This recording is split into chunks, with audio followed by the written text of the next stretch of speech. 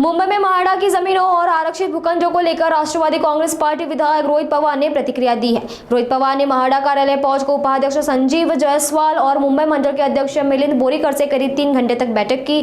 साथ ही रोहित पवार ने कहा कि मुंबई में सिर्फ इमारतें बनना पर्याप्त नहीं है, बल्कि स्कूल, अस्पताल, खेल मैदान और एसटीपी प्लॉट जैसी जरूरी सुविधाओं के लिए जमीन सुरक्षित रखना जरूरी है। उन्होंने आरक्षित भूखंडों का आरक्षण हटाकर डेवलपर्स को देने का विरोध करते हुए कहा कि ये जमीनें मुंबईकरों के भविष्य के लिए बचाई जानी चाहिए। साथ ही उन्होंने इस मुद्दे को लेकर महानगर पालिका में विरोध करने की चेतावनी भी दी है। नाही, काय होतं की जेव्हा केव्हा आम्ही आमच्या पदाधिकाऱ्यांना भेटतो तेव्हा त्यांच्याकडनं आमच्यापर्यंत लोकांना असणाऱ्या अडचणी सांगितल्या जातात, कागदपत्र आमच्याकडे येत असतात।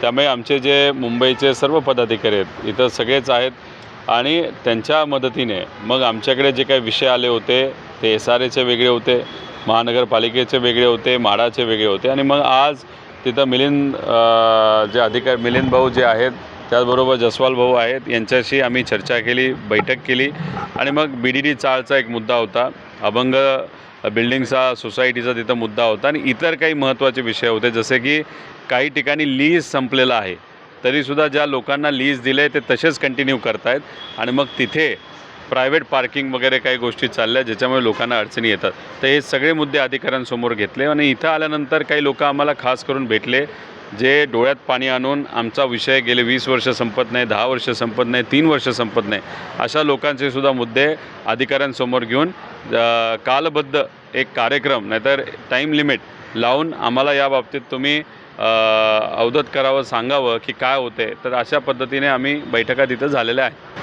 फक्त काही म्हणजे आता एक तर महानगरपालिकेने फुटबॉल ग्राउंडचा जो निर्णय घेतलेला तो चुकीचा निर्णय आहे।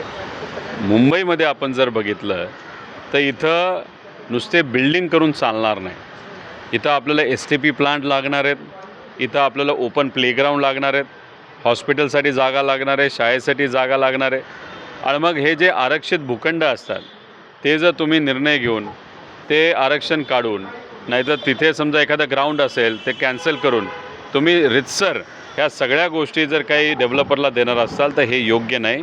मुंबईच्या भविष्यासाठी, मुंबईमध्ये राहणाऱ्या लोकांच्या भविष्यासाठी हे योग्य नाही। त्यामुळे महानगरपालिकेमध्ये जाऊनसुद्धा आम्ही या गोष्टीला विरोध तिथं करणार आहे।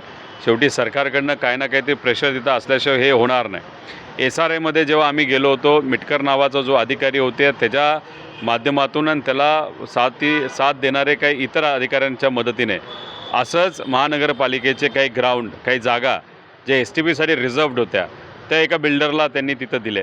त्यामुळे हे जे काय चाललं आहे मुंबईमध्ये SRAच्या माध्यमातून आता महानगरपालिकेच्या मदतीने हे सगळं चुकीचं चाललं आहे। त्यामुळे हे मुद्दे आम्ही तिथं घेणार आहोत आणि तुम्ही जर बघितलं असेल की ज्या दिवसापासून आम्ही हे मुद्दे हाताला घ्यायला लागलो त्यानंतर कुठंतरी अधिकारी सुमोटो काही प्रमाणात तिथं ॲक्शन घ्यायला लागलेत। महानगरपालिकेने सुद्धा आता SRAच्या बाबतीत ॲक्शन घेतली असं आम्हाला कळालेलं आहे। त्यामुळे कुठं ना कुठंतरी अधिकारी जेव्हा एखादा विरोधक एखादा मुद्दा घेत असतो अधिकाऱ्यांना सुद्धा भीती वाटते आणि मग त्या पद्धतीने काही गोष्टी सुरू आहेत ज्या मुंबईसाठी योग्य आहेत असं मला वाटतं।